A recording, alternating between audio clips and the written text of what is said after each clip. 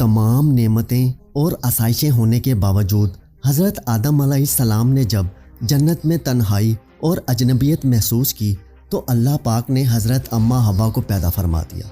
मोहम्मद बिन Isaac हज़रत इब्ने अब्बास से रवायत करते हैं कि हज़रत आदम अलैहिस्सलाम सो रहे थे कि अल्लाह पाक ने उनकी छोटी पसली से हज़रत हवा अलैहिस्सलाम को पैदा फरमा दिया। जब हज़रत आदम अलैहिस्सलाम नींद से जागे तो देखा उनके पास एक ऐसी मखलूक लेटी है जो उनसे कुछ ज़्यादा मुख्तलिफ नहीं है। तफसीर सादी सफ़ा नंबर 5 और शरह अल-रज़ाकी जिल्द 1 सफ़ा 101 पर लिखा है कि जब हज़रत आदम अलैहिस्सलाम ने अपनी ही जैसी खूबसूरत मखलूक को अपने पास लेटे देखा तो उनकी तरफ दस्ते मुबारक बढ़ाने का इरादा फरमाया तो फरिश्तों ने अर्ज़ की, ठहर जाएं, पहले इनका महर अदा करें। आप अलैहिस्सलाम ने फरमाया, इनका महर क्या है? फरिश्तों ने अर्ज़ की, इनका महर ये है कि आप हमारे सरदार मोहम्मद मुस्तफ़ा सल्लल्लाहु अलैहि वसल्लम पर 10 मरतबा दुरूद पाक पढ़ें। चुनाचे आप अलैहिस्सलाम ने दुरूद पढ़ा और फरिश्तों की गवाही से आप अलैहिस्सलाम का हज़रत बीबी हवा रज़ियल्लाहु ताला अन्हा से निकाह हो गया। हज़रत आदम और हवा अलैहिस्सलाम 60 साल तक जन्नत में रहे, लेकिन उनको हक़ ज़ौजियत अदा करने का हुक्म ना था और ना बच्चे पैदा करने का। हज़रत आदम अलैहिस्सलाम और हज़रत हवा बड़े आराम और सुकून से जन्नत में रहते रहे। इस अरसे में दोनों पर जन्नत के किसी भी हिस्से में जाने पर पाबंदी ना थी सवाए शजरे ममनुआ के। शैतान अब इन दोनों का खुला दुश्मन था और अपनी सज़ा का बदला लेने के लिए बेकरार भी। इसकी शदीद ख्वाहिश थी कि ये अल्लाह के हुक्म की खिलाफ वर्जी करें। फिर शैतान ने इन दोनों के दिलों में वसवसा डाला ताकि इनकी शर्मगाहें जो एक दूसरे से पोशीदा थी बेपर्दा हो जाएं। हज़रत आदम अलैहिस्सलाम और हज़रत हवा के लिबासों के मुतालिक यहाँ पर 2 तरह की रवायात हैं।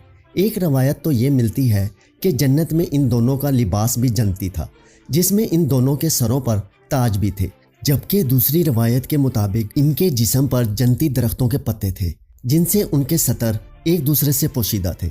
अब शैतान रोज़ इनके दिलों में वसवसे डालता और एक दिन कहने लगा, तुम्हारे रब ने तुम दोनों को इस दरख्त से इसलिए मना फरमाया कि कहीं ये फल खाकर तुम दोनों फरिश्ते ना हो जाओ या कहीं हमेशा जिंदा रहने वालों में से हो जाओ।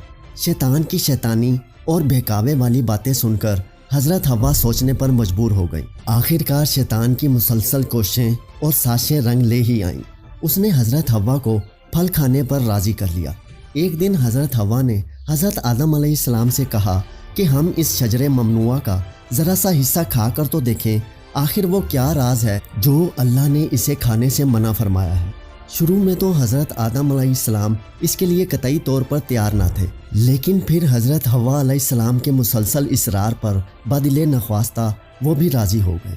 खैर हज़रत आदम और हवा फल खाने पर तैयार हो गए और अभी पूरी तरह फल चखा भी ना था कि इनकी सतरगाहें एक दूसरे पर अयां हो गई, जिस पर दोनों ने परेशानी के आलम में जन्नत के दरख्तों के पत्ते तोड़ तोड़ कर अपना बदन छुपाया। अल्लाह ने दोनों को पुकारा और फरमाया, क्या मैंने तुमको मना नहीं किया था कि इस दरख्त का फल ना खाना और शैतान के वरगलाने में ना आना? ये तुम्हारा खुला दुश्मन है। दोनों ने जब अल्लाह की पुकार सुनी तो मारे खौफे इलाही के कांप उठे। अल्लाह पाक फिर फरमाने लगे, अब तुम दोनों एक ख़ास मुद्दत तक ज़मीन पर ही रहोगे जहाँ तुम एक दूसरे के दुश्मन होगे और वहीं ही मरना है और इसी में फिर से पैदा होना है। फिर दोनों को ज़मीन की तरफ रवाना कर दिया गया। रवायत में है कि हज़रत आदम अलैहिस्सलाम को हिंद जबकि हज़रत हवा को जद्दा में उतारा गया। दोनों एक दूसरे को ढूंढने लगे लेकिन एक दूसरे को ढूंढ ना पाए।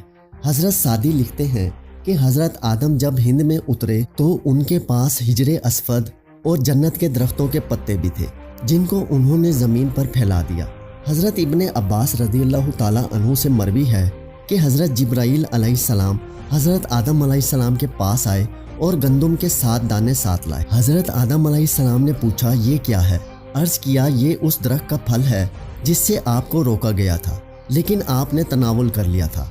फरमाया, तो अब मैं इसका क्या करूं? अर्ज़ किया, इनको ज़मीन में बो दीजिए। हज़रत आदम एक तवील अरसे तक अल्लाह की बारगाह में रोते रहे। एक दिन अल्लाह पाक को हज़रत आदम की गिरिया विजारी पर रहम आया तो अल्लाह ने हज़रत जिब्राईल को भेजा कि आदम को माफ़ी की खुशखबरी सुना दो। हज़रत आदम अलैहिस्सलाम खुशी से सरशार बारगाह खुदामंदी में सरबा सजूद होकर शुक्र बजा लाए। फिर हज़रत जिब्राईल उन्हें लेकर मक्का आए جہاں حضرت آدم نے کعبہ شریف کی بنیاد رکھی اور حجر اسود کو کعبہ کی دیوار پر نصب فرمایا، پھر اس کے گرد طواف کیا۔ طواف سے فارغ ہو کر حضرت جبرائیل انہیں جبل عرفات لے گئے، جہاں حضرت حوا علیہ السلام تشریف فرما تھی، لیکن طویل عرصے کی جدائی اور حالات نے بہت سے جسمانی تغیرات پیدا کر دیے تھے، چنانچہ دونوں ایک دوسرے کو پہچان نہ پائے، جس پر حضرت جبرائیل علیہ السلام نے دونوں کا تعارف کروایا۔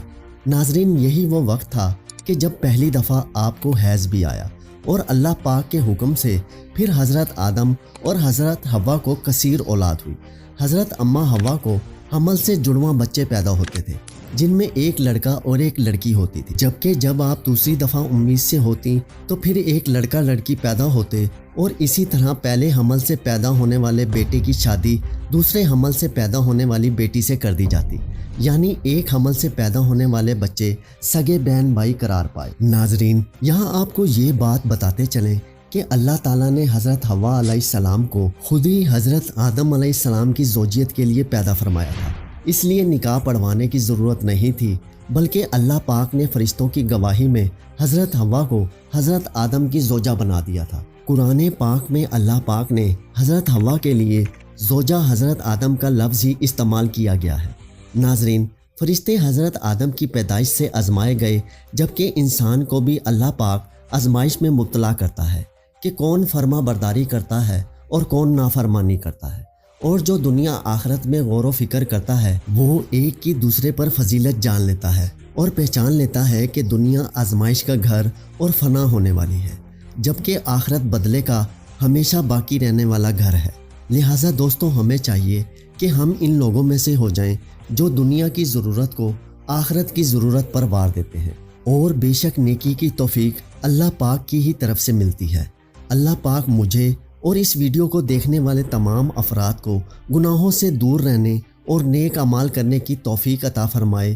کمنٹ سیکشن میں آمین لکھنا مت بھولیے گا۔